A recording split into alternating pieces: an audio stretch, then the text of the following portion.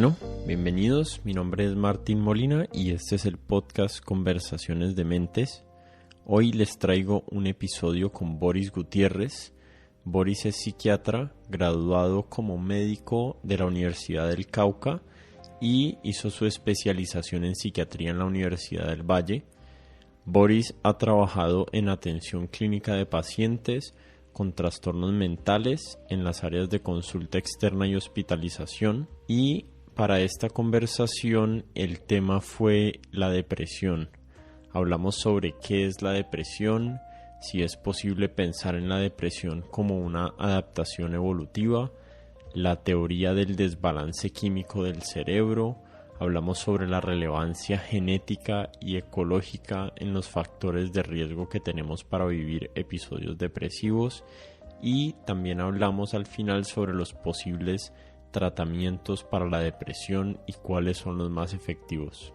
Esta es la segunda vez que lo tengo como invitado en el podcast. La primera vez hablamos sobre los orígenes evolutivos de la amistad y ha sido uno de mis invitados favoritos porque me gusta mucho su manera de ver el mundo. Compartimos mucho de nuestros gustos por la biología evolutiva y la ciencia en general, y les recomiendo que lean el blog de Boris, que lo pueden encontrar en borisnada.wordpress.com. Yo leí hoy un artículo que se llama El papá de los sesgos, acerca del sesgo de confirmación, y les recomiendo mucho que lo lean, está muy bueno. Como siempre, los invito a que se suscriban al podcast en Apple Podcasts o en Spotify, y si me quieren contactar o me quieren seguir, lo pueden hacer en Instagram, en Clubhouse y en Twitter como @codementes. Sin darles más vueltas, les dejo mi conversación con Boris Gutiérrez. Bueno, Boris, bienvenido. Muchas gracias. No, a vos por aceptar otra vez la invitación, y ojalá tengamos una conversación bien bacana hoy. Dale. Te escribí que quería invitarte a hablar sobre la depresión y la ansiedad, pero leyendo e investigando me he ido decidiendo más hacia hablar acerca de una de las dos, en vez de como para ser un poquito más precisos. No sé si exista la necesidad de mencionarlas ambas, porque en un capítulo que me mandaste de un libro se tratan ambas juntas y hay como un caso o hay un argumento en favor de tratar los desórdenes de estado de ánimo y la ansiedad como en una misma categoría, pero pues mi idea hoy es hablar más acerca de la depresión y acerca de lo que he estado leyendo y pensando es acerca de la depresión. ¿Te parece bien que sea así, o tal vez va a ser necesario hablar acerca de la ansiedad también? No, se puede hablar de cada una por separado. De pronto, sí, muchas veces uno las encuentra tratadas en conjunto, y en la práctica o en la vida pues diaria se manifiestan muchas veces de manera más o menos combinada, pero digamos que tienen suficientes diferencias tanto en sus manifestaciones clínicas como en su pronóstico para poder ser tratadas por aparte. Hay muchos puntos en común, como te digo, incluso hay tratamientos que sirven para una cosa y la otra, pero se pueden manejar de manera separada sin ningún problema. Ok. Quería aclarar con vos, pero también para las personas que escuchan, como una premisa con la que yo me voy a acercar a la conversación, y esa Ujú. premisa es que la mente y las facultades de la mente, como los pensamientos, la memoria, las percepciones, las intenciones, son fenómenos neurológicos que existen en nuestro cerebro y tal vez nuestro cuerpo.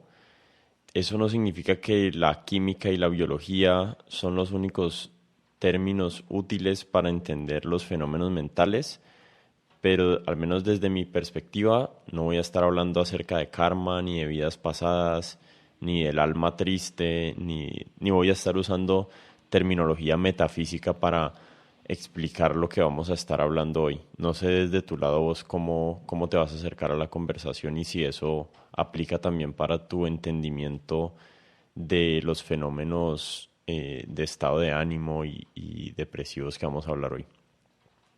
Ya, yo creo que en términos generales estoy de acuerdo con la descripción que das. Vos estás descartando es como explicaciones metafísicas. Entonces, yo comparto la idea de una explicación materialista y naturalista del surgimiento de la mente y del funcionamiento de la mente. De pronto yo no lo llamaría neurológico porque ahí ya digamos que uno se está reduciendo mucho ya a la necesidad de encontrar, digamos, una disfunción o una alteración estructural en el sistema nervioso central. Y pues como seguramente vamos a ir viendo las fronteras entre lo normal y lo patológico no siempre están tan nítidamente definidas. Y en el caso de la depresión y muchos trastornos mentales vamos a ver que no solo la función neurológica o fisiológica, bioquímica del cerebro es la que determina la aparición de un trastorno mental, sino que hay factores que tienen que ver con lo social, con lo psicológico, con lo ecológico, como de pronto también me escribiste en alguna parte que querías tratar eso. Sí, no, yo estaba tratando de hacer específicamente esa diferenciación. O sea, para mí, nuestras mentes existen en nuestros cerebros o nuestros cuerpos, si se quiere expandir más hacia el cuerpo. Ujú, Pero sí. yo estaba evitando esas explicaciones metafísicas del alma o de intervenciones, no sé, demoníacas de los estados de ánimo que han sido históricamente prevalentes y aún muchas personas consideran que alguien que tiene algún estado de ánimo atípico o está sufriendo de esquizofrenia, lo consideran que es que el diablo los... Los está atacando, los posee de alguna Eso, manera. exactamente, los posee. Entonces, arranquemos con la pregunta más básica, que no estoy seguro cuál de estas dos es, pero Ujú. ¿qué son las emociones y qué es la depresión?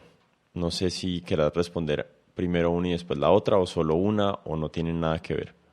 Ya, sí, son dos cosas diferentes, porque la depresión no es una emoción. Ok. Las emociones son estados mentales que cumplen diversas funciones en el funcionamiento del organismo. Y hay que subrayar que cuando decimos estado mental no es que exista como en un nivel diferente a lo físico, porque las emociones tienen todas un correlato físico y no pueden existir separadas del cuerpo. ¿Sí? Entonces, como vos dijiste muy bien ahorita, la depresión o las emociones en general están en la mente y el cuerpo, pero en realidad lo que yo quiero subrayar es que mente y cuerpo son una sola cosa. Mm. ¿Sí? El cerebro no se puede desarrollar ni llegar a desarrollar todas sus funciones separado de un cuerpo. ¿Sí? Y todos los modelos, por más abstractos que nosotros elaboremos, tienen siempre alguna analogía con lo físico o alguna correlación con lo físico, sea del propio cuerpo o del mundo en el cual nos movemos. Entonces las emociones las podemos ver como señales, señales de algo interno o de algo externo.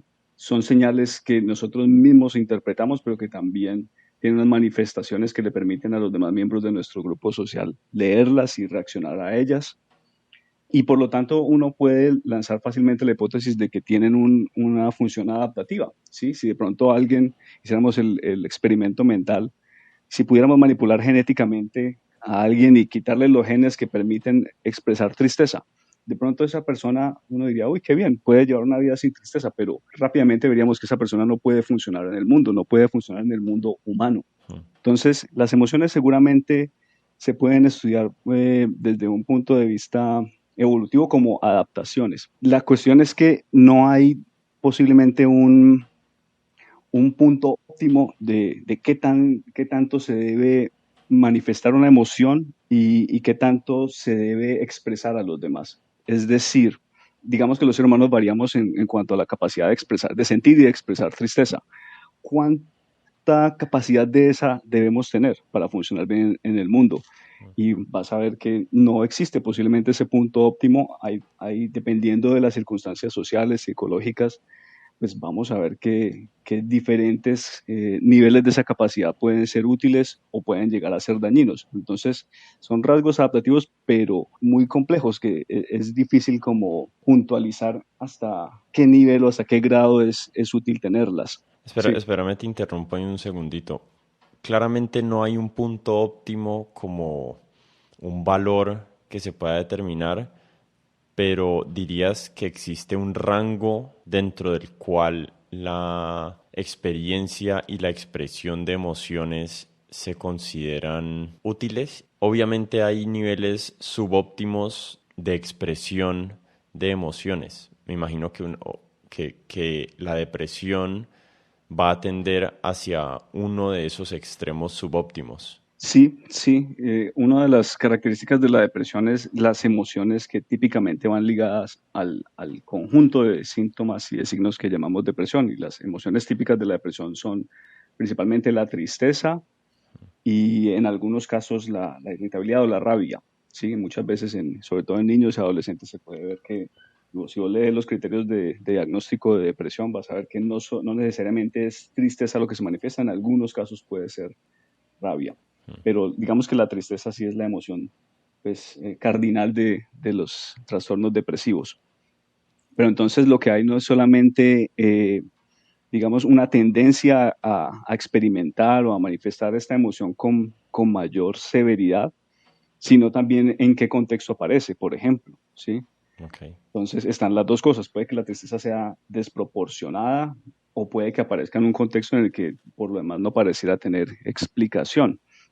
Y para poder hablar de depresión, pues se tienen que cumplir otros criterios para poderlo ver más o menos como un problema de atención clínica, un conjunto de síntomas y de signos que ya completan el cuadro de lo que es la depresión. ¿Cuáles serían esos síntomas o ese conjunto de características que permiten diagnosticar a alguien con depresión clínica? Sí, pues hay como dos criterios que son requisitos muy importantes para hacer el diagnóstico de depresión y se puede estar presente uno de los dos, o el ánimo triste y depresivo, o la disminución marcada del interés en las actividades, en la mayoría de las actividades, o la pérdida como de la capacidad de sentir placer.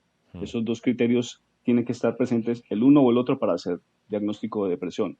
Y acompañándolos hay otros como siete criterios de los cuales deben estar presentes al menos cuatro. Entonces, si tenés solo uno de los dos primeros y cuatro de los otros, hablas de depresión.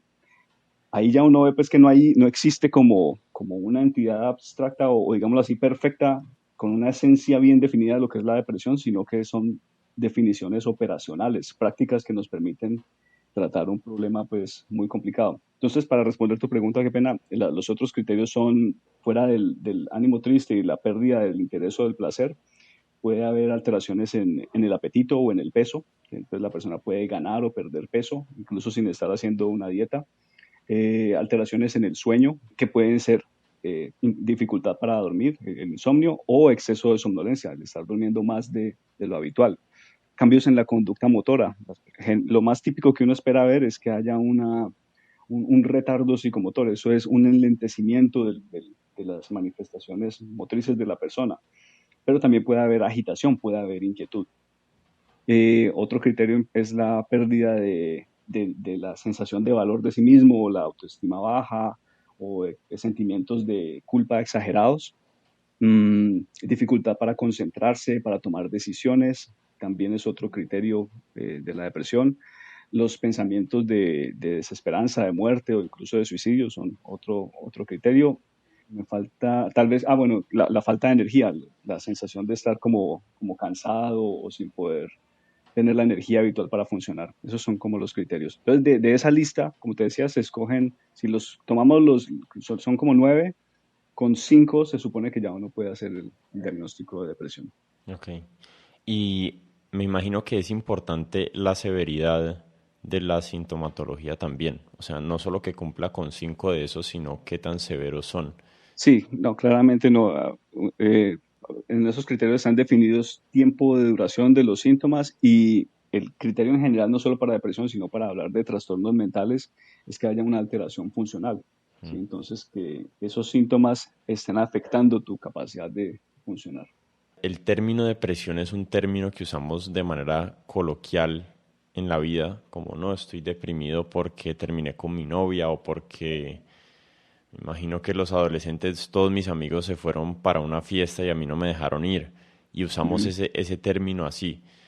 ¿Vos crees que hay, digamos, algún problema en que existan esas dos terminologías como funcionando a la misma vez y, y eso haga que las personas estén más reticentes a buscar ayuda porque creen que solamente, bueno, sí, estoy como deprimido y tal vez no consideran que es necesario algún tipo de tratamiento o de diagnóstico? Ya, la verdad no he pensado en eso porque pues no solo en este caso, sino en muchos uno ve que hay términos que tienen una definición técnica que busca ser precisa para fines de investigación y de ya pues resolución de problemas, por ejemplo, clínicos específicos.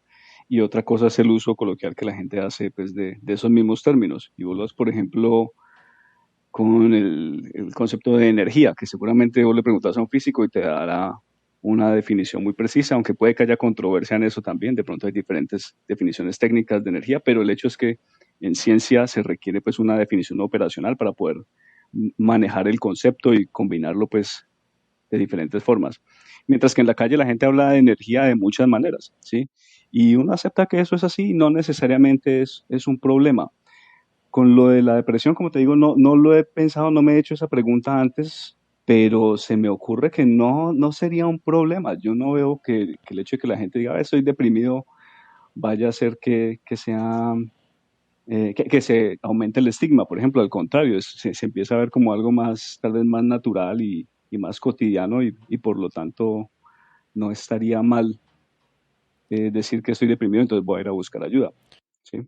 Lo que estaba pensando es si sería más útil que la sociedad en general conociera esos síntomas para que el diagnóstico de la depresión sea más, no sé, como a tiempo o sea más...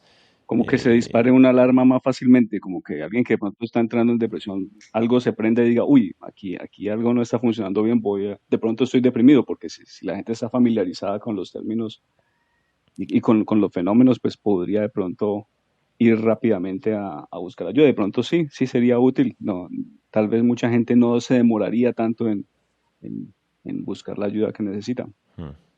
quería volver a un tema que estabas tocando ahorita, que es la función adaptativa de las emociones humanas Ujú. y si tal vez ha existido una función adaptativa para un fenómeno psicológico como la depresión.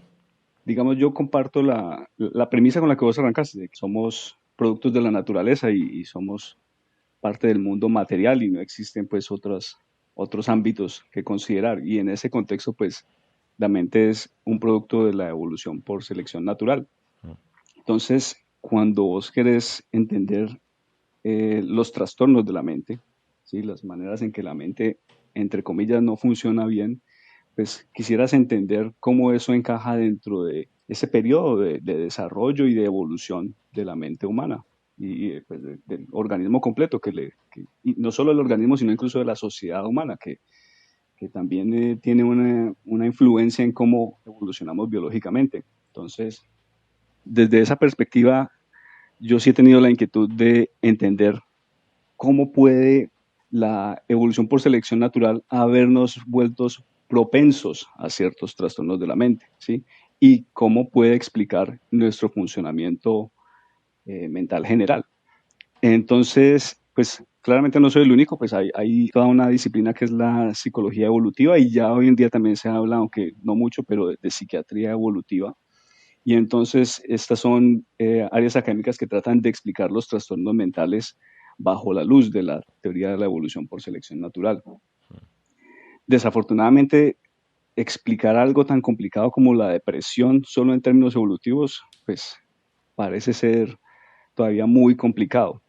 Hay quienes proponen que puede tener, como decías, una función adaptativa, ¿sí? Y hay diferentes modelos que pretenden explicar, que proponen diferentes funciones adaptativas para algo como la depresión.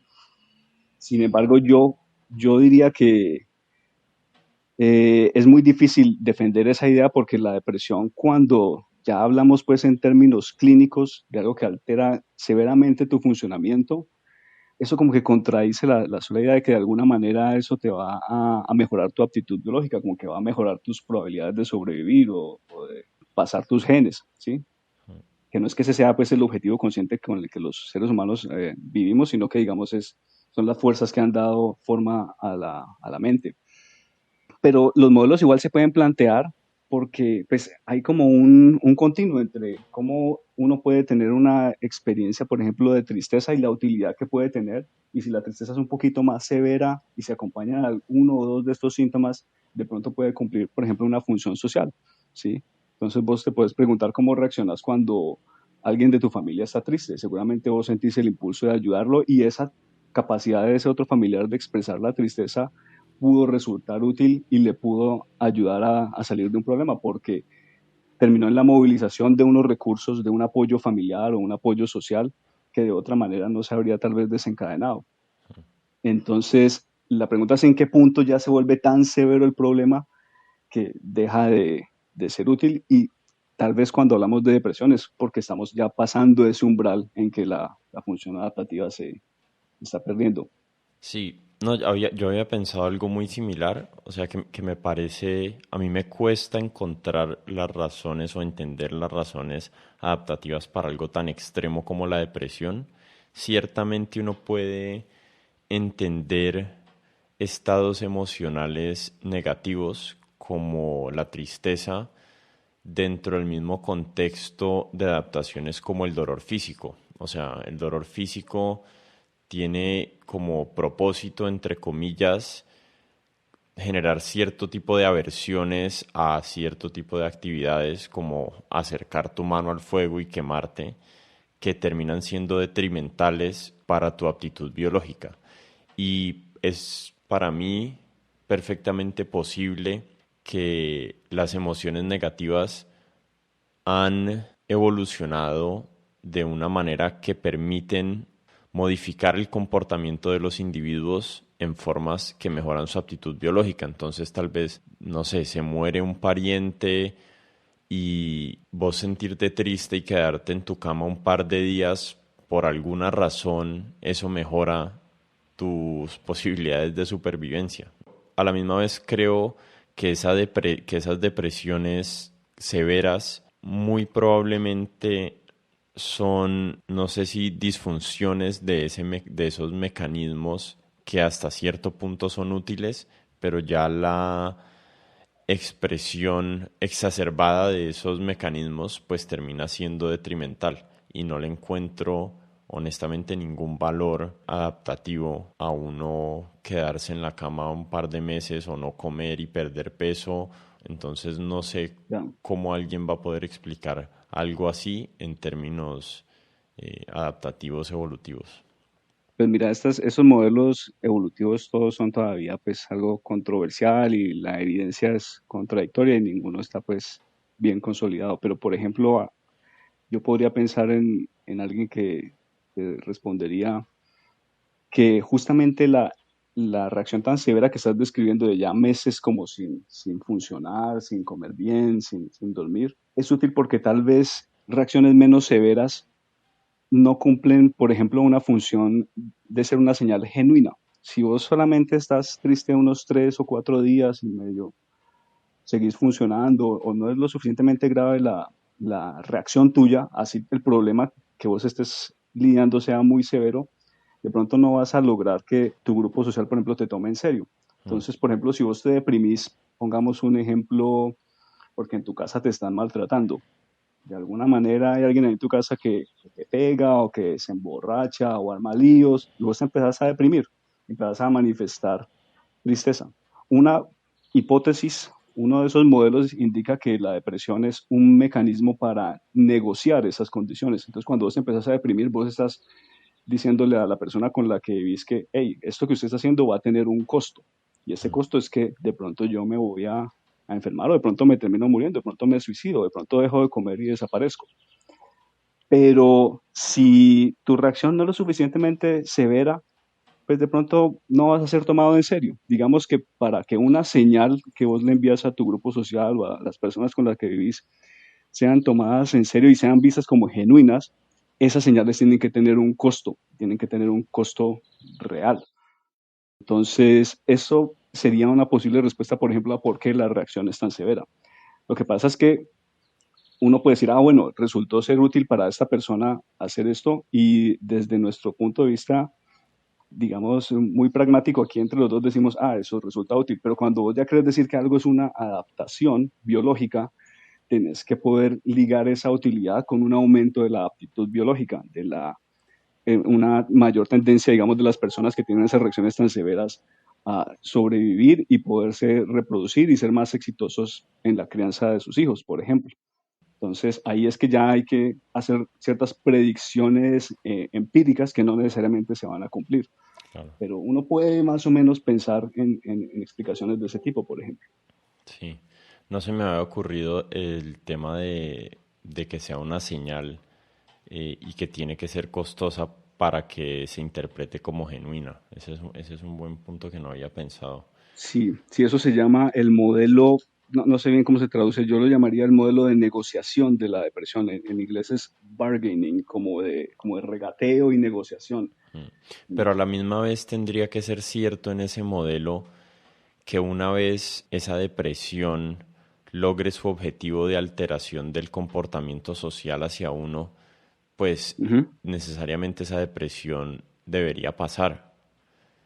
Y no sé si Sí. en la práctica las personas que sufren de esas depresiones, las modificaciones del entorno sean tan efectivas como para sacarlos de estados emocionales muy negativos. Sí, en algunos casos sí, eso pues es algo anecdótico, ¿no? Que ya parte pues de mi experiencia clínica. Concuerda con la teoría que vos lees, es que la depresión es un trastorno muy heterogéneo. Entonces, tiene diversas manifestaciones y cuando vas a, entre comillas, buscar las causas, cada caso tiene como una explicación diferente, como a veces ves casos en que alguien no parece dar una explicación de psicológica, una explicación dentro de su historia de vida de cómo fue que terminó en este estado depresivo. Pero anecdóticamente sí, hay casos de personas que, digamos, llegan a hospitalizarse por una depresión severa y vos los interrogás y a la familia y efectivamente llevan 2 meses deprimidos, encerrados, tal cosa. Y te das cuenta, por ejemplo, que hay una situación familiar y entonces parte de los tratamientos no son solo dar medicamentos, sino citar, por ejemplo, a la familia de esta persona. Y entonces se cita a la familia, se le explica, vea, él no está fingiendo, esto no es culpa de él está deprimido por tal y tal razón. Muchos de esos pacientes cuando reciben esa visita familiar o esa terapia familiar y ven que ciertas situaciones que los han sometido a un estrés crónico pueden ser modificadas o van a ser modificadas, porque muchas veces llega a compromisos en esas terapias de familia, pues ves que hay muchas personas que se mejoran rápidamente, venían con una depresión severa y claro, están tomando medicamentos, pero no han completado las famosas 2 semanas pues, que tienen como mínimo esos medicamentos requisito para funcionar. Vos ves recuperaciones que dices, uy, ¿qué pasó aquí? Y yo pienso que eso encaja, por ejemplo, con un modelo como ese. No son todos los casos, habrá situaciones y hay que ver hasta qué punto se sostiene esa modificación de las circunstancias familiares o de vida en la vida de esta persona cuando salga de la hospitalización. Pero anecdóticamente sí uno podría observar eso en algunos casos. Sí. Pensando también acerca de la depresión como en el contexto pues histórico evolutivo, nuestros genes y nuestros cuerpos están adaptados al entorno de nuestros ancestros. ¿Será que podemos Ujú. pensar en la depresión como un síntoma de cuerpos y cerebros y genes viviendo en entornos culturales, sociales y físicos para los cuales no estamos adaptados? Sí, sí, eso los psicólogos evolutivos lo llaman como el mismatch o el desencaje, el no acoplamiento entre las circunstancias para las cuales evolucionamos y las circunstancias en las que vivimos actualmente. Entonces, por ejemplo, uno se podría preguntar si una depresión severa en un grupo familiar o social con otras características podría dar un resultado muy distinto al de alguien que vive en nuestra sociedad actual. Entonces no es lo mismo si vos vivís en una aldea con 100 personas o 200 a las que conoces y forman, digamos, un grupo muy, muy sólido, muy compacto y que tienen pues unas dinámicas de resolución de problemas muy particulares, muy diferentes a las que tenemos en nuestra sociedad. Entonces, de pronto, si el entorno ancestral en el que evolucionamos se parecía más a esa vida en aldea pequeña, y llegamos hoy en día a construir unas sociedades muy distintas en las que uno perfectamente puede vivir solo en un apartamento sin mucho contacto social, tal vez esa misma reacción depresiva no va a generar la misma respuesta y va a resultar siendo desadaptativa. Esa es otro tipo de hipótesis que se manejan para explicar la aparición de la depresión. Uno podría formular a partir de esa hipótesis predicciones acerca de la prevalencia de desórdenes como emocionales en sociedades que sus entornos culturales, sociales y físicos sean más similares a los de nuestros ancestros hace 20.000 o 15.000 años. No sé si sabes qué tan homogénea es la prevalencia de la depresión y si existen casos o estudios de grupos sociales que convivan en otro tipo de entornos y si esa prevalencia se mantiene. Sí, la verdad no estoy seguro. Okay. Lo que te puedo decir es que la depresión sí se manifiesta más o menos de formas similares, aunque dentro de la heterogeneidad de la que hablábamos, pero se manifiesta de formas similares en diversas culturas y grupos sociales. Ya la prevalencia como tal no sé qué tan fácil sea medir ni qué tantos datos haya en culturas o en grupos que sean como muy similares a los que presumiblemente se parecían a nuestro entorno ancestral. La verdad no estoy seguro, habría que revisar. Pero las predicciones se deberían sostener, ¿no? O sea, si Sí, esa sí, claro. hipótesis es cierta, pues uno debería, me imagino yo, que uno debería ver una prevalencia mucho menor en ese tipo de sociedades con organizaciones sociales como más, no sé si la palabra primitiva sea despectiva, pero sí, como más análoga a nuestros entornos evolutivos de hace un par de miles de años. Sí, Sería interesante es buscar esa información. sí, y es un muy buen punto como para subrayar de que el valor que tienen estos modelos o estas hipótesis está en parte dado por eso, no solo que encajan dentro de una teoría más grande que es la teoría de la evolución que explica la vida en la Tierra, lo cual es algo de mucho valor que las teorías que tengamos de la mente converjan y tengan coincidencia con esa teoría más grande, sino que permitan hacer predicciones, es decir, que puedan ser falsables estas hipótesis. Eso les da el carácter científico que uno pues, espera tener en el estudio de la mente. Estaba pensando ahorita pasarme al tema de causas y correlaciones de la depresión. Y Ujú. para eso quería que habláramos acerca de un modelo que yo no sé qué tan científico sea, pero sí sé que es como una heurística que existe en la sociedad, o al menos una idea que existe socialmente, Ujú. que la depresión es, al menos en parte, el resultado de lo que la gente llama coloquialmente como un desbalance químico del cerebro. Ujú. No sé, la verdad es que no conozco la historia, digamos, de esa teoría. Sí sé que muchos de los problemas de salud mental antes los diagnosticaban como problemas espirituales y eso ha ido claramente evolucionando con el advenimiento de la ciencia y nuestro entendimiento de los cerebros humanos. No sé si quieras hablar como generalmente acerca de esa idea del desbalance Sí. químico y qué tan cierto es, y de pronto podemos hablar acerca de las partes más específicas de cómo funciona el cerebro y qué tipo de variaciones neurológicas pueden coincidir o estar correlacionadas con la depresión. Sí, yo diría que la idea de desbalance pues es muy antigua. Con los primeros intentos de dar explicaciones naturales a fenómenos como la depresión, eso viene desde Hipócrates, desde Grecia. Y uno cuando empieza a leer historia de la medicina y ve que la explicación que, por ejemplo, le daban a la melancolía, como la llamaban, a lo más parecido pues a lo que es hoy en día la depresión, era un exceso, si mal no recuerdo, de bilis negra, ¿sí? Hipócrates hablaba como de cuatro fluidos, cuatro líquidos, pues que tenían que estar en una especie de equilibrio en el organismo, entonces eran flema, la sangre, la bilis negra y la bilis roja, entonces, perdón, la bilis amarilla, algo así. Y entonces la idea es que había un desbalance entre ellas y cuando predominaba la bilis negra surgía la melancolía, que hoy lo llamaríamos la depresión, ¿sí? Y mira que aunque esa idea es muy antigua, siempre ha coexistido con las ideas espirituales, pero tiene entonces sí un mérito, aunque nos parece ridícula o demasiado simple hoy, tiene el mérito de que ya está buscando una explicación natural para el fenómeno el fenómeno clínico, pues que en este caso se está lidiando. Esa sola hipótesis, aunque nos parezca medio tonta, yo diría que ya tiene un valor científico, porque a partir de ahí se podrían hacer predicciones y uno podría entonces ver si cambiando o alterando de alguna manera las cantidades de sangre o de bilis, o no sé cómo lo hacían los médicos antiguos, obtenían un resultado determinado. Entonces, ahí cuando ya vos puedas hacer ese tipo de afirmaciones, de predicciones, ya estás lidiando con un carácter científico. Además, pues que cumplen, como te decía, con el requisito de ser explicaciones naturalistas. Y entonces, traducido ya eso al siglo XX, se habla del el desbalance de monoaminas, que son como neurotransmisores, son neurotransmisores que incluyen sustancias muy famosas como la serotonina, la noradrenalina y la dopamina. Esos modelos se construyen a partir de observaciones clínicas.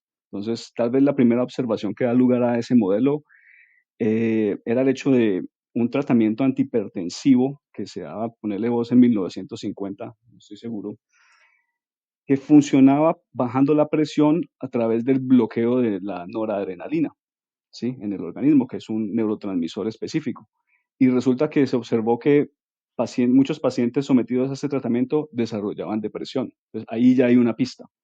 Luego, entonces, para un tratamiento que se daba para la tuberculosis, resultó que observaron que ese medicamento para la tuberculosis parecía mejorar el ánimo de muchos pacientes. Y van a ver y resulta que ese medicamento aumentaba la disponibilidad de noradrenalina en el cerebro. Entonces ya hay como dos pistas muy fuertes que dicen, ve, si bloqueamos la noradrenalina, la gente se deprime. Y si la favorecemos o mejoramos su disponibilidad, la gente se mejora. Entonces, es una muy, muy buena idea, es útil, pero ya cuando vos empezás a tratar de saltar de ahí a cómo la noradrenalina determina la presencia o ausencia de depresión, pues ya hay muchos obstáculos. Entonces, a partir de esas observaciones se desarrollan los primeros antidepresivos y entonces luego se va implicando también la serotonina, que digamos cumple un rol ahí análogo al de la noradrenalina y es tal vez la más famosa ahora. También luego se implica de manera similar la dopamina y hay una observación muy problemática que no permite quedarse con esa idea tan simple y tan bonita de que la depresión es una deficiencia de noradrenalina, de serotonina o de serotonina. Y es que los antidepresivos que aumentan la disponibilidad de estos neurotransmisores se demoran en actuar 2 semanas o incluso más tiempo. Entonces la pregunta es ¿por qué? Si vos miras los estudios in vitro, esos medicamentos tienen una acción inmediata. En la primera dosis ya te está subiendo los niveles de serotonina en el cerebro, por ejemplo. ¿Por qué entonces la persona no se mejora de su depresión inmediatamente? ¿Qué ocurre en esas 2 semanas? Entonces, la mejor explicación es que posiblemente esos medicamentos actúan de manera indirecta. De alguna manera, ese ambiente químico modificado con mayor disponibilidad de ciertos neurotransmisores hace que el cerebro, las neuronas, se vayan adaptando, vayan haciendo cambios en respuesta a ese ambiente químico modificado. Y entre esos cambios seguramente ya hay muchas posibles explicaciones de cómo se termina generando el cambio en el estado de ánimo. Entonces, es una explicación muy simple e incompleta, pero que tiene una base pues, sólida y científica, diría yo.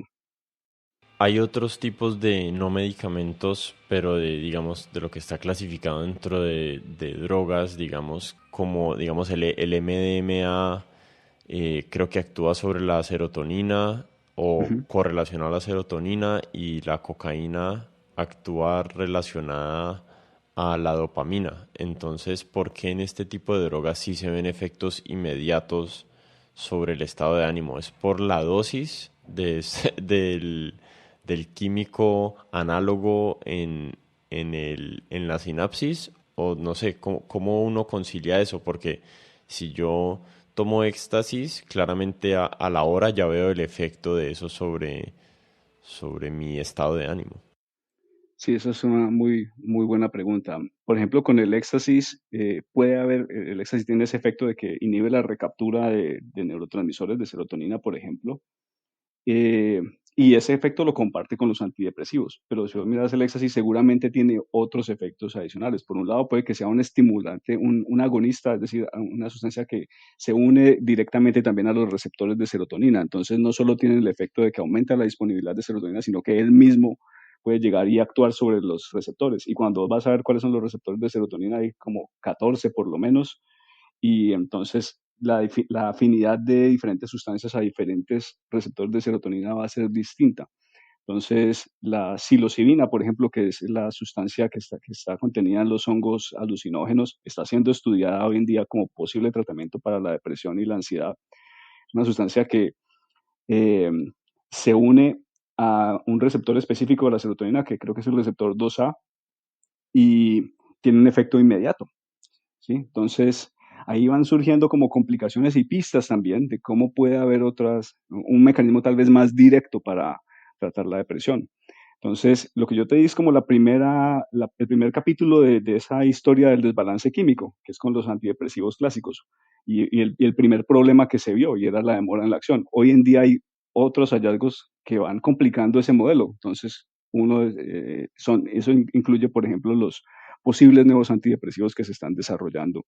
Entonces, uno es el MDMA o el éxtasis, la psilocibina, y tal vez otro, o que ya está tal vez más en uso, aunque no tiene tanta mención, no sé por qué, como la psilocibina, es la ketamina, que actúa sobre otro tipo de receptores, que son receptores de un neurotransmisor que se llama glutamato, y los bloquea.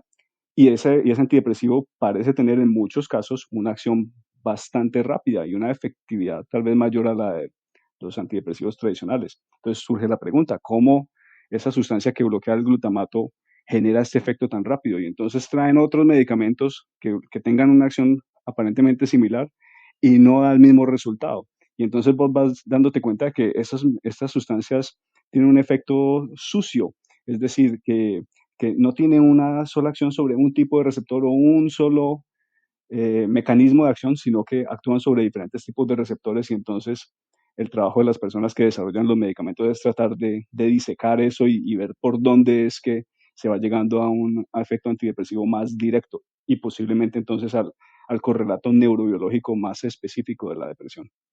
En un video que me compartiste de Robert Sapolsky, él Ujú. menciona también, pues obviamente esto es algo que está súper presente en un montón de su investigación con primates, y es el interés que él tiene del efecto de los corticoides o glucocorticoides que están relacionados al estrés y cómo Ujú. este tipo de hormonas pueden también tener unos efectos adversos en los estados de ánimos de las personas, y tal vez la exposición a niveles excesivos de estas hormonas pueden incluso desarrollar depresiones que no sé si se puedan caracterizar como crónicas.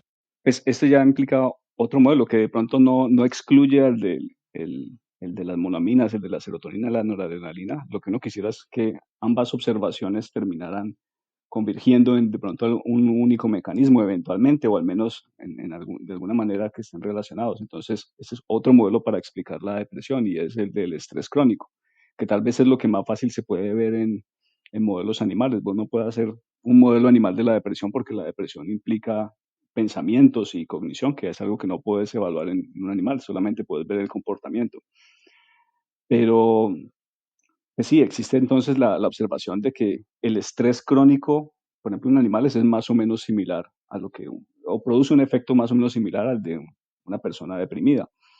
Mm, Está la observación clínica o epidemiológica de que muchas personas que están propensas a la depresión han sufrido de estrés crónico y generalmente pues, se menciona sobre todo las adversidades en la infancia, la pérdida de uno de los padres antes de tal edad, los diferentes tipos de abuso, pero pues no solo en la niñez, sino también el estrés crónico en la vida adulta puede, sabemos, predisponer a una persona a depresión. Y Sapolsky, pues de lo que habla en su charla y tal vez en algunos de sus libros es ya de cuál es el mecanismo bioquímico del estrés y del estrés crónico. Entonces él tiene un libro que se llama ¿Por qué a las cebras no les dan úlceras? Y él lo relaciona con el hecho de que el estrés en las cebras es una experiencia inmediata, de un momento. La cebra se estresa cuando aparece el león o los leones. Y una vez pasa la amenaza, la respuesta de estrés desaparece. Algo que suponemos que es más o menos único de los primates es la exposición al estrés crónico, y Sapolsky habla mucho del estrés social, sobre todo en los babuinos que él estudia. Se ve que muchas de las reacciones de estrés tienen que ver con las jerarquías, con el rango que se ocupa en la jerarquía social de estos grupos de animales. Pero entonces el hecho es que él muestra en su video qué ocurre en el organismo cuando hay estrés. Y entonces se desencadenan unas cascadas, una liberación de ciertas hormonas, la última de las cuales es el cortisol, que es un glucocorticoide, tal vez el principal. Y este cortisol, si bien tiene unas reacciones en el metabolismo, por ejemplo, de la glucosa, en tus niveles de apetito, de energía, van a modificar tu comportamiento.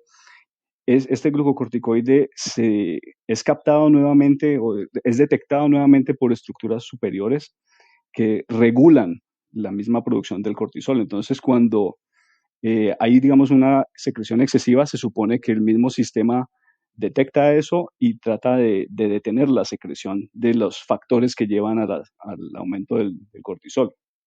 Es como enredado, esto es algo que de pronto hay que ver con dibujitos, pero mm, el hecho es que el cortisol, entonces, cuando la persona está sometida a estrés crónico y está presente día tras día, esa capacidad de detectar que hay un exceso y de regular el sistema, la cantidad que se sigue secretando, se ve alterada.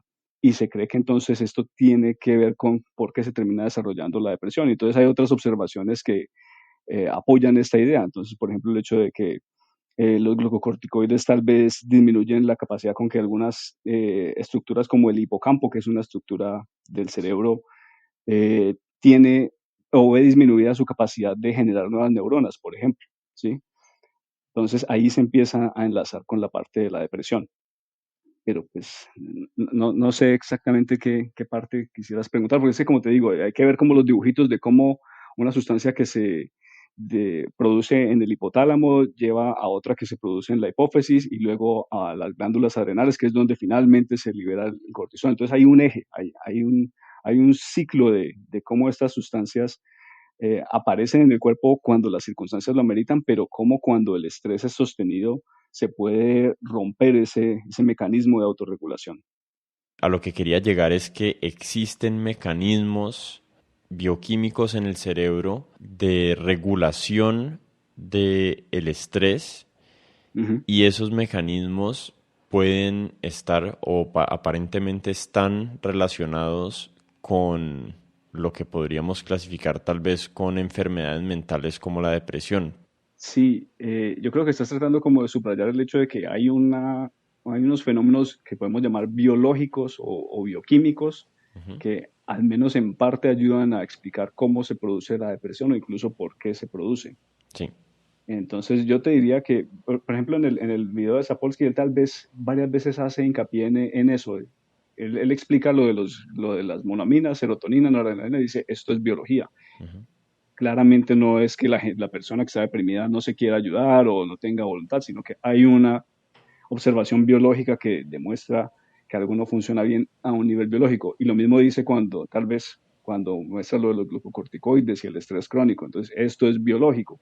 Y él subraya eso, que no estamos lidiando solo con un fenómeno social o psicológico, digámoslo así, sino que hay ese ámbito. Yo le diría a él y te diría que incluso si no supiéramos de la serotonina, del cortisol, de la noradrenalina, la dopamina, el glutamato, lo que quieras, si no tuviéramos todos esos conceptos de neurotransmisores, igual podríamos inferir que hay algo en nuestro cuerpo que falla o que de alguna manera está correlacionado con ese malestar que parece ser psicológico o del alma, ¿sí? Que es, como yo te decía, el mérito de alguien como Hipócrates, que buscó la manera de explicar en términos físicos y naturales algo que parecía ser espiritual, ¿sí? Y no sabía de serotonina, no sabía de neurotransmisores, pero logró intuir, y yo pienso que todos compartimos un poco esa intuición, o bueno, quienes tenemos una visión materialista, de que a lo que vemos externamente como una manifestación del alma o de la mente, hay algo que se le corresponde en alguna parte del cuerpo. No sabemos bien qué es ni cómo llamarlo, y seguramente los modelos se van haciendo cada vez más complicados, pero claramente tiene que estar allí. La pregunta es si ahí vamos a concluir entonces que la depresión, por lo tanto, es originada por un desbalance bioquímico. Tal vez no, tal vez el desbalance, si nos quedáramos pues con esa explicación simple como por poder seguir la discusión, que ese desbalance se puede originar en parte por una propensión genética, pero que tienen que haber ciertas situaciones ambientales o en la historia de la vida de esta persona para que esa propensión efectivamente se manifieste. Y entonces, ¿cuál fue la causa de la depresión al fin? ¿La propensión genética o la exposición al estrés crónico o al maltrato o a lo que fuera? Y la mejor respuesta es que todas esas son las causas o son los factores que terminaron determinando la aparición de lo que llamamos la enfermedad depresiva o el trastorno depresivo. Y Y pues que esa separación entre mente y cuerpo definitivamente no nos ayuda mucho a la hora de entender estas cosas. Claro, listo. Tenemos, digamos que iniciando la conversación, hablamos de las causas evolutivas, que son presiones de selección de miles de millones de años o cientos de millones o miles de años. Y después dimos el brinco como a las causas próximas, que es, listo, yo tengo esta deficiencia de serotonina, de Ujú. producción de serotonina o de recaptación de serotonina o de que solamente mis receptores por alguna razón no son tan sensibles a la serotonina como en otros individuos. Ujú. eh, ¿Cómo hacemos para entender por qué este individuo está sufriendo esta depresión o por qué este individuo está viviendo este trastorno mental específico? Y lo que yo trato de hacer es clasificar eso en dos campos que no sé si sea la manera correcta ni siquiera. Uno, el campo, digamos, hereditario, genético, que Ujú. mis papás y sus ancestros me pasaron a mí.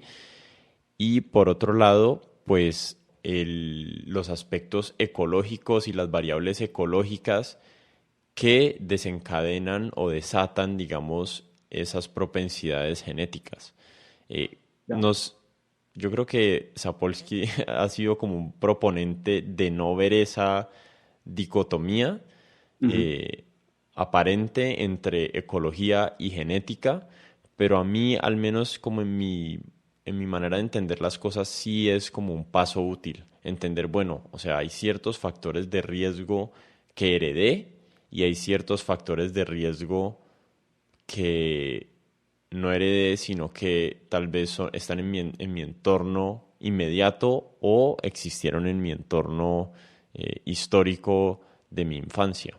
Entonces, no sé si tal vez nos podemos pasar como a esa parte de la discusión. O sea, ¿qué es lo que Pues, hace que una persona sea más propensa a, a la depresión? Y ahí podemos hablar de los factores genéticos, de los factores de crianza y medio ambiente durante el desarrollo humano y también a los factores de, bueno, cómo estoy viviendo en este momento, estoy comiendo mal, no estoy haciendo ejercicio, no me veo con personas, etcétera, todo lo que está en el entorno actual que me está generando o está ayudando a generar esta situación mental que estoy viviendo. de acuerdo. Sí, yo pienso que es importante de pronto aclarar lo de la genética. Mucha gente pregunta en consulta si lo que tienen viene determinado en los genes. ¿Sí? Si yo Mm. estoy deprimido hoy porque me lo pasó mi mamá, que también le daba, o a mi abuelo, ¿sí? Y la gente pues espera una respuesta fácil, sí o no. Sí, claro, eso se lo pasaron o no. Y como se habla tanto de la genética de la depresión, muchas personas no lo ponen los términos que vos lo estás poniendo, de factores de riesgo, sino que la gente quiere la causa, quiere saber la causa. Pues con lo de los genes tal vez valdría empezar diciendo que los genes no determinan del todo la persona que uno termina siendo. Y eso es así porque los genes dan lugar, son una receta, digamos, para ir formando un organismo que va a tener que sobrevivir en un ambiente cambiante. Y en el caso del ser humano, ese ambiente no es solo si hoy llovió y mañana es el fenómeno del niño y hoy el de la niña, lo cual ya de por sí es un reto, cuál es el diseño óptimo del organismo para vivir en un ambiente si el clima cambia, por ejemplo, pero cambia dentro de cierto rango, ¿sí? Y en el caso del ser humano, hay que tener en cuenta el ambiente social. Entonces, habrá sociedades en las que de pronto vos ser muy extrovertido resulta realmente muy útil, pero ser tal vez introvertido en otras sociedades es lo mismo, ¿sí? Es muy útil. Entonces, dependiendo de la cultura, diferentes maneras de comportarse, de reaccionar emocionalmente, pues pueden tener diferentes grados de beneficio o de costo, ¿sí? Entonces, volvemos al problema de que no existe como el diseño óptimo, ¿sí? Y, y dentro de ese marco, pues entonces tus genes van a expresarse y van a dar lugar a un organismo que sos vos, pero no lo hacen solos, sino que esos genes van respondiendo al ambiente en que vos te desarrollas, desde que estás en el útero hasta que te terminas de desarrollar como adulto y seguramente de ahí en adelante todavía, aunque ya no pues con en tan alto grado. Mm, pero sabemos que los genes se pueden activar o desactivar. Entonces, así vos tengas la misma constitución genética que otra persona, tus diferentes experiencias van a dar lugar a un organismo distinto, ¿sí? Y eso tiene que tener un correlato biológico, neuroanatómico y fisiológico y hormonal, lo que quieras. Entonces, una manera de ver esto es, por ejemplo, en estudios con hermanos gemelos y no gemelos. Entonces, si uno pensara que la depresión viene determinada genéticamente y vos estás deprimido y tenés tu hermano gemelo, uno esperaría que tu hermano gemelo también desarrollara depresión a la misma edad a la que vos la desarrollaste. Y si cogemos grupos de hermanos gemelos y uno de los dos tiene depresión, esperaríamos encontrar que en todos los casos se cumple que el hermano gemelo también tiene depresión. Pero no es así. No es así y de hecho son menos de la mitad. Es más o menos la concordancia más o menos del 15-16% creo que es en el caso de la depresión. Hay trastornos mentales en los que es más alta, pero en ninguno es del 100%. Desde ahí concluimos que los genes no determinan la aparición de la depresión. Si comparamos un hermano fraterno, no gemelo idéntico, sino un gemelo no idéntico que, digamos, compartieron el mismo ambiente intrauterino y presumiblemente la misma crianza, pero no son genéticamente idénticos, también se puede entonces comparar la correlación, qué tan frecuente es la correlación del trastorno mental, en este caso la depresión, entre hermanos no idénticos. Y es menor del 16%, que serían en gemelos idénticos, es como del 2 o del 3%. Entonces, vemos que los hermanos gemelos idénticos tienen una mayor tasa una mayor correlación, una mayor tendencia a desarrollar ambos el mismo problema, pero no es tampoco tan alta. Entonces, tiene que haber algo en el ambiente que determina finalmente la aparición o el desarrollo no del trastorno depresivo. En el caso de la depresión no es tan alta la influencia genética, si bien está allí, ¿sí? Y eso lo deducimos de estas observaciones en hermanos gemelos idénticos y no idénticos.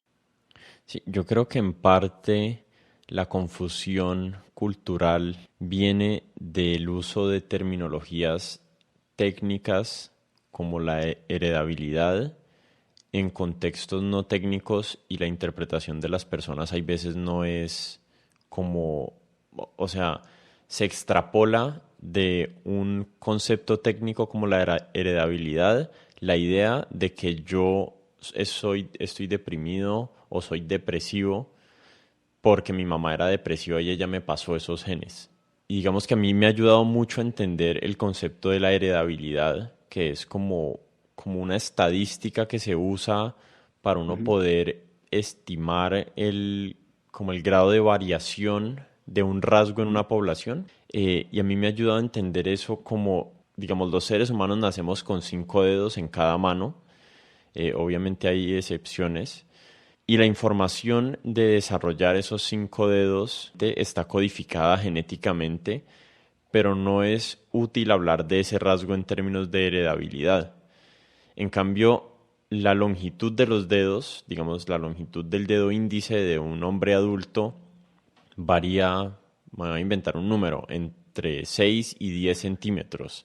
Y la heredabilidad lo que hace es determinar qué porcentaje de esa variación entre 6 y 10 centímetros la explican las diferencias genéticas entre individuos versus factores como la alimentación, cuánto ejercicio hizo o qué tan bien dormía cuando era niño. Y, y yo creo que en gran parte esa confusión de uno pensar que las cosas las hereda y que son determinísticas viene de que se leen artículos y se publican las noticias como el factor de heredabilidad de la depresión es el 40%. Y entonces la gente piensa, el 40% de los hijos de personas depresivas nacen depresivos también. Y así no es Ujú. como se usa la estadística, pero yo entendía así esos artículos hasta que me metí a investigar qué era realmente lo que significaba heredabilidad. Y de esos Ujú. artículos vemos en las noticias todo el tiempo. Entonces tal Sí, de vez de acuerdo. ahí viene esa concepción de las personas de, venga, ¿será que yo soy esquizofrénico o la esquizofrenia es heredada de mi papá que era esquizofrénico? Ujú. Muchas veces la respuesta es, o sea, el factor de riesgo sí lo heredaste, pero eso no significa que porque tu papá te transmitió esos genes vos ibas a ser esquizofrénico, sino que Ujú. tuvieron que existir un montón de otras coincidencias y correlaciones para que esa esquizofrenia se expresara. ¿Estoy explicando bien ahí las cosas o me estoy descachando en algo? No, yo creo que sí. Yo Sí. agregaría que la otra razón por la que interpretamos de la manera en que vos decís las estadísticas es porque también tenemos modelos de enfermedades más simples, como la hemofilia o la anemia de células falciformes, que sí vienen determinadas por un gen, por ejemplo. Entonces, un Mm, gen se altera y ¡pum!, la enfermedad se manifiesta. claro. Entonces, eso también nos ha dado una idea como de que la genética podría ser algo simple, pero en realidad esas enfermedades genéticamente simples, pues ya hace rato están identificadas y con lo que estamos lidiando ahora de aquí en adelante son fenotipos mucho más complejos que vienen determinados por muchos genes y se necesitan son modelos estadísticos y estudios ingeniosos como por ejemplo los gemelos para ver hasta qué punto uno puede concluir que algo está influenciado o no por la genética. Mm, Con lo de la heredabilidad, el ejemplo de las manos es el mejor porque si uno dice que el número de manos en la población es heredable, uno supondría que sí, porque como decías, el número de manos que todos tenemos está determinado en nuestros genes. Pero cuando vos vas a ver quiénes tienen 6 dedos o quiénes tienen 4 dedos, seguramente vas a encontrar una causa ambiental de por qué se dio esa alteración, sobre todo los que les faltan. Pues, no sí. sé, pues cuando se desarrollan 6 dedos y de pronto es un problema en el desarrollo tal vez es más en el desarrollo que incluso en el genoma como tal. Entonces ahí ya hay como esos matices. Sí. Trascendamos lo de la genética y pasémonos a la ecología. Ujú. Entonces, tenemos factores de riesgos genéticos, listo. No son tan Ujú. grandes para la depresión, yo pensé que eran más altos. eh, Ujú. pero ahorita tenemos los factores de riesgo que te dan tu niñez y tu crianza. Cuáles serían esos entornos que generarían un riesgo más alto de uno vivir o experimentar depresiones clínicas? Pues algo que siempre se menciona es el apego a las figuras cuidadoras, ¿sí? Por ejemplo, la pérdida de uno de los dos padres antes de la edad de 10 años es un factor que siempre se menciona, pero en general sería los entornos abusivos, la exposición a estrés crónico y sobre todo cuando son diferentes tipos de situaciones estresantes, no solo digamos que tenés un problema en el colegio, sino que a eso se suma el ambiente disfuncional en la casa o el abuso sexual. Entonces es como diferentes factores estresantes se terminan sumando, eso parece que termina aumentando el riesgo. Si bien pues ahí tiene que ver con la genética de la persona, porque se ha visto pues que determinadas variaciones de genes en el transportador de serotonina lo hacen a uno más propenso a desarrollar depresión, pero solo si está expuesto al estrés, por ejemplo. Entonces siempre está esa relación entre los factores de riesgo ambientales y los genéticos. Mm.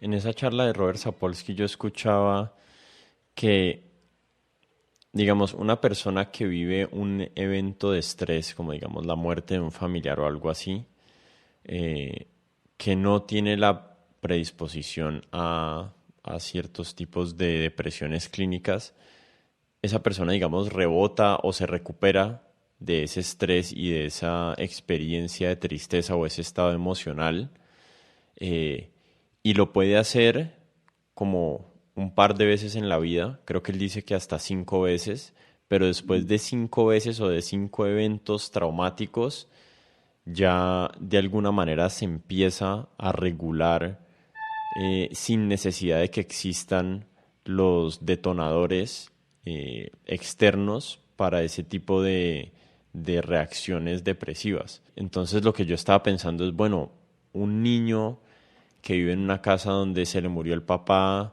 donde después la mamá lo abandonó, donde después vivió una experiencia de abuso. O sea, esa persona cuando tiene 15 años, o muchas personas cuando tienen 15 años, ya han vivido un montón de esos detonantes externos que los hacen más propensos. Y me imaginaría que el estatus socioeconómico y tal vez, no sé si el estatus socioeconómico, pero me imaginaría que personas que viven en entornos donde existe más prevalencia de esas experiencias tendrían a tener más predisposición a, a depresiones clínicas. ¿Sí es así o no es así? Sí, sí es así. De hecho, el estatus socioeconómico bajo ha sido asociado con tasas más altas de depresión.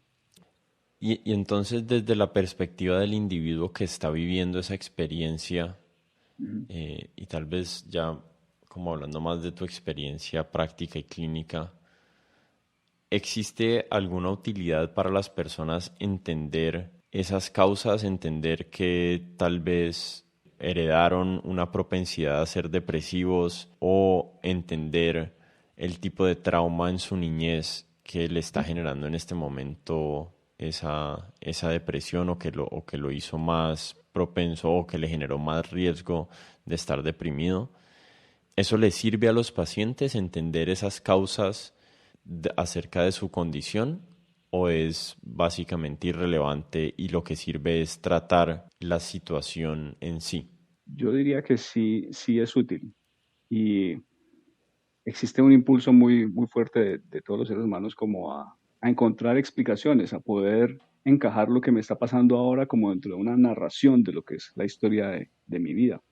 Y que es algo que tal vez los seres humanos hacemos de una manera un tanto artificial, porque nuestra memoria no es un registro preciso y fiel de todos los eventos de nuestra vida, sino que nosotros vamos construyendo una historia de quiénes somos y cómo llegamos a donde estamos. Entonces, cuando estamos lidiando con algo tan desconcertante como cuando alguien tiene un primer episodio depresivo, pues es muy útil poder encontrar una explicación. Incluso si terminas dando una explicación excesivamente simplista, puede al menos satisfacer como esa necesidad de encajar ese evento dentro del cuento de tu vida, ¿sí? Que es como los seres humanos entendemos la realidad, de una manera, sí, narrada. Entonces, por ese lado hay una utilidad. Por otro lado, pues puede ser útil no solo para el paciente, sino para los familiares entender eso, porque muchas veces lo que la gente que está alrededor del paciente le dice es que usted tiene que poner de su parte, tiene que buscar a Dios, le falta fuerza de voluntad o le hace este libro. Y a veces es útil, y por eso también son muy populares las explicaciones bioquímicas, es útil poder decir, no, es que esto tiene otros factores y no es culpa suya, ¿sí? Porque detrás del ponga de su parte está es que usted no se quiere mejorar.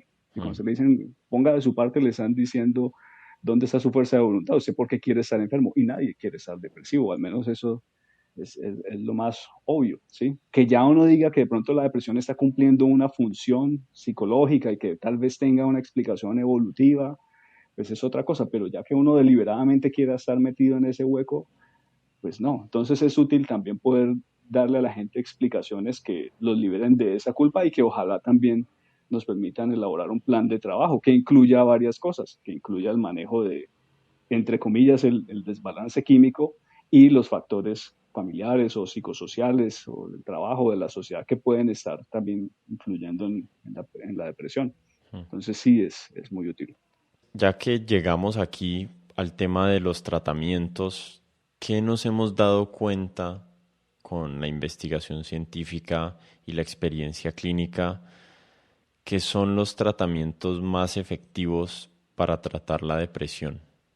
Y ahí incluiría tal vez una idea que compartió Robert Sapolsky en esa charla, de la que hemos Ujú. hablado tanto hoy, que es que solamente como el 40% de las depresiones o de las personas que están sufriendo depresiones, Ujú. los tratamientos de drogas antidepresivas son efectivos para tratarlos.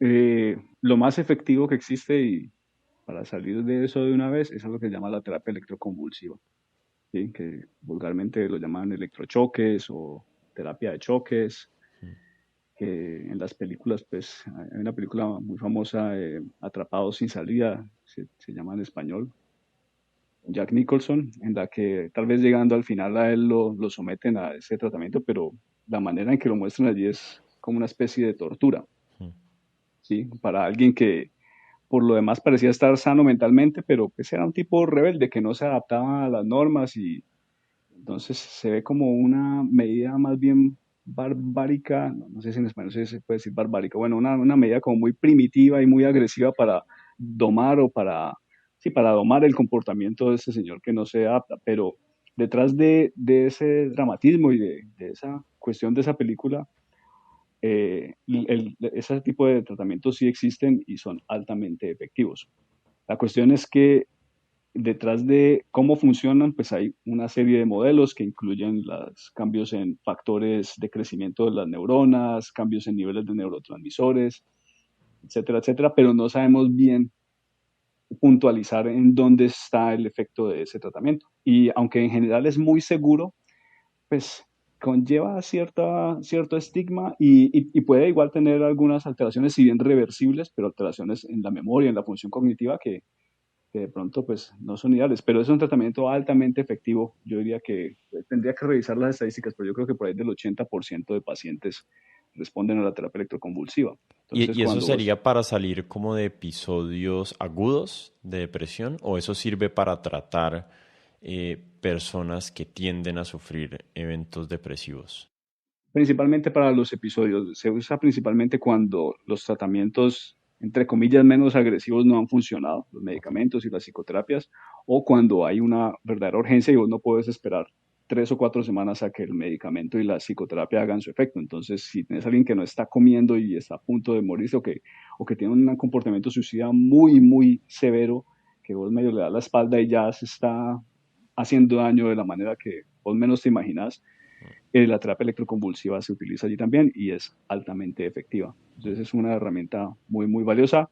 Desafortunadamente es difícil extraer de ahí pistas de cuál es el mecanismo directo de la depresión, porque es un tratamiento muy, muy, muy burdo. Sí, actúa de una manera muy generalizada en el cerebro, entonces es difícil puntualizar por dónde, por dónde va la efectividad o de dónde proviene. Entonces, lo que más se utiliza para el tratamiento de la depresión son los medicamentos antidepresivos y las psicoterapias. Y si vos me preguntas a mí cuál es lo mejor es usarlos combinados, ¿sí? Habrá situaciones en las que de pronto solo con psicoterapia sea recomendable, sobre todo en niños y en adolescentes. Vos no querés apresurarte a formularle un medicamento a un niño, aunque se hace también y son seguros. Y habrá alguien que de pronto no puede sacar el tiempo cada semana para ir a una psicoterapia individual o no puede ir a una terapia de grupo todos los días de la semana o ni siquiera una vez al mes o donde vive no hay psicólogos entrenados, ¿sí? Entonces, si vos sos un médico rural que está por allá en la montaña y en ese pueblo, en esa vereda no hay psicólogo, pues a qué psicoterapia le vas a mandar, pero quién quita, de pronto sí llega allá la fluoxetina, que es un antidepresivo pues muy, muy útil y muy accesible a la población general y es bastante efectivo, entonces puede funcionar también. Entonces, lo ideal es combinarlas, ¿sí? Si uno puede, pero muchas personas, como te digo, pues por diferentes razones preferirán uno o el otro o solo podrán acceder al uno o al otro. Los antidepresivos, como dijo Sapolsky en ese video, tienen una efectividad más o menos el 50%. Vos le das tratamiento antidepresivo a 100 pacientes deprimidos, más o menos la mitad se mejoran con el primer antidepresivo que vos le mandás. Cuando eso no funciona, lo que se suele hacer es cambiar a otro antidepresivo o adicionar otro medicamento que complemente la acción del antidepresivo. Entonces, en psiquiatría hay otros medicamentos que han demostrado ser útiles, aunque no se clasifiquen como antidepresivos, pero tienen efecto antidepresivo. Entonces ahí vos vas a leer sobre antipsicóticos atípicos o estabilizadores del ánimo que se pueden agregar al antidepresivo y que te van a ayudar a que otra proporción, tal vez como un 30% más de pacientes se mejoren. Bueno, tendría yo que revisar por las estadísticas. De pronto ahí lo que estoy diciendo no es preciso, pero bueno, para que te hagas una idea, eso aumenta la efectividad. Habrá otros pacientes que incluso después de haber pasado por 2 antidepresivos no mejoran, entonces esos se llaman resistentes al tratamiento y para ellos entonces hay unas medidas que incluyen lo que te decía ahorita de agregar otro medicamento es ya cuando hay depresión resistente al tratamiento. Mm. Y pues ahí ya entonces hay otras estrategias de ahí en adelante para tratar de sacar a la persona, mm, que incluyen la terapia electroconvulsiva y pues en este momento hay un medicamento derivado de la ketamina, que es la esketamina, que también tiene una indicación ya en Estados Unidos para el tratamiento de la depresión resistente. En Colombia no lo tenemos todavía, pero seguramente llegará y posiblemente de los psicodélicos que mencionaste hace rato también surgirán herramientas, sobre todo para el tratamiento de la depresión resistente. Mm. Cuando decís psicoterapia, ¿a qué te referís? O sea, me imagino que la gente tiene en la mente, la gente que no ha asistido a psicoterapia nunca en su vida, tiene en la mente la imagen del psiquiatra en la silla y el paciente acostado en el sofá contándole acerca de la vida, pero me Ujú. imagino que eso ha evolucionado. Me imagino que existe obviamente ese tipo de psicoterapia tradicional, pero ahorita hay otras herramientas de psicoterapia que también se han confirmado que son efectivas. Estoy pensando en la terapia cognitiva conductual y otras cosas similares.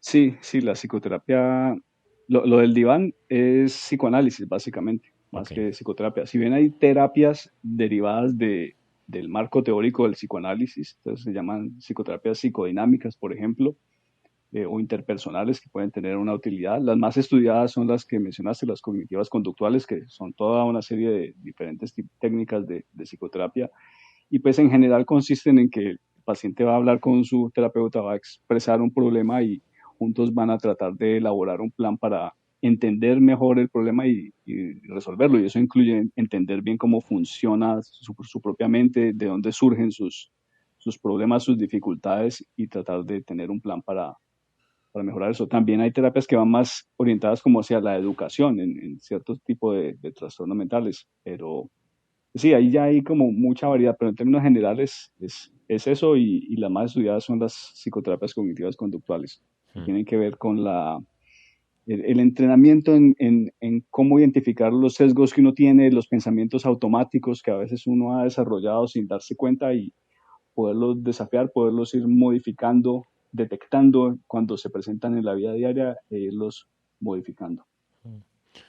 Tengo dos últimas preguntas. La primera es, ¿qué tan optimista sos sobre el futuro del desarrollo de la medicina psiquiátrica? Eh, y el, bueno, primero esa. Eh, y yo soy optimista en el sentido de que creo que hay progreso, ¿sí? Y cada vez va a haber una mejor comprensión de los fenómenos, de los problemas que tratamos de resolver, ¿sí? Estamos todavía muy lejos de dar respuestas del todo satisfactorias sobre todo a algunos otros trastornos mentales, en que hay casos de depresión crónica que son muy difíciles de manejar, pero yo creo que hay una verdadera sensación de avance, de que se puede ir mejorando poquito a poco, de que vamos a tener nuevas herramientas, de que no solo en lo farmacológico, sino que las psicoterapias también se van afinando con el tiempo en la medida en que se logra estudiarlas, a pesar de lo difícil que es estudiar eso científicamente, pero hay maneras de hacerlo. Entonces, yo soy optimista en el sentido de que podemos mejorar.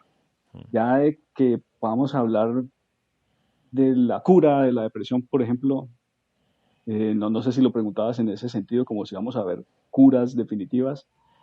De pronto eso está más lejos en algunos casos, ¿sí? Porque hoy en día hay personas que se mejoran del todo, pero tal vez para uno como psiquiatra lo más difícil es los pacientes que no se mejoran. Los que se mejoran, vos los terminás de despachar con el tiempo, se les bajan sus medicamentos y hasta luego. Y muchas veces uno no vuelve a saber de ellos, pero en la mente de uno quedan, son aquellos que no se logran recuperar y se intenta una cosa, se intenta la otra.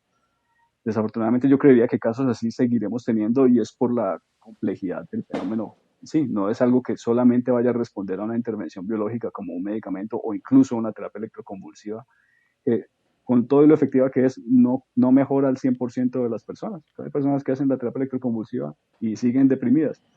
Entonces, detrás de eso seguramente hay factores psicosociales que son muy difíciles de intervenir desde el punto de vista médico y que van a hacer que siga siendo difícil tratar algunos casos y seguiremos teniendo, pues, entre comillas, fracasos, desafortunadamente. Pero la tendencia es a mejorar y en ese sentido soy optimista. Sí. Y la última pregunta que ahí medio la respondiste, creo que es con nuestro desarrollo y entendimiento científico que esperamos que continúe Uh-huh. acerca de las causas de las enfermedades mentales, ¿dónde crees que vamos a encontrar las soluciones reales? ¿Crees que van a estar a nivel social y cómo hemos organizado nuestras sociedades, los tipos de incentivos que hay en la sociedad, las tradiciones que tenemos, los estigmas? ¿O crees que esas soluciones van a venir como desde la perspectiva médica un poquito más angosta, que no tiene tanto que ver con lo social, sino más con qué tipos de tratamientos podemos encontrar innovadores?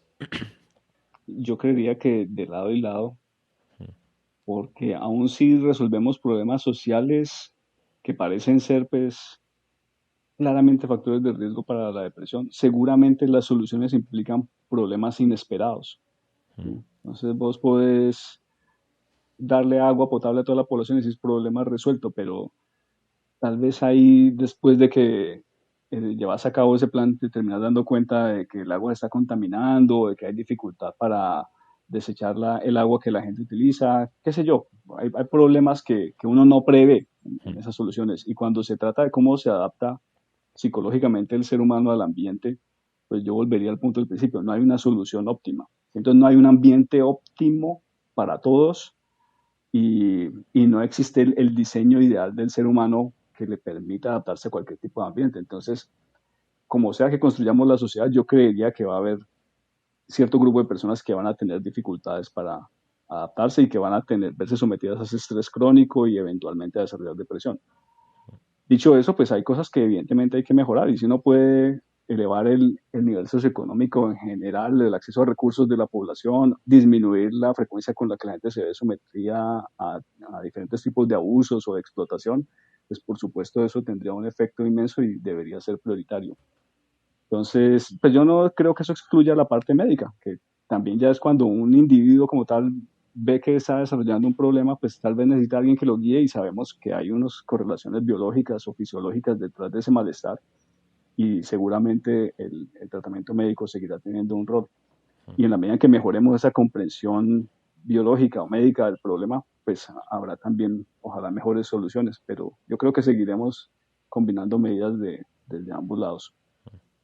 Bueno, ese me parece un buen lugar para terminar. Boris, mil gracias por tu tiempo, por la charla tan bacana y el conocimiento ahí que nos compartiste hoy.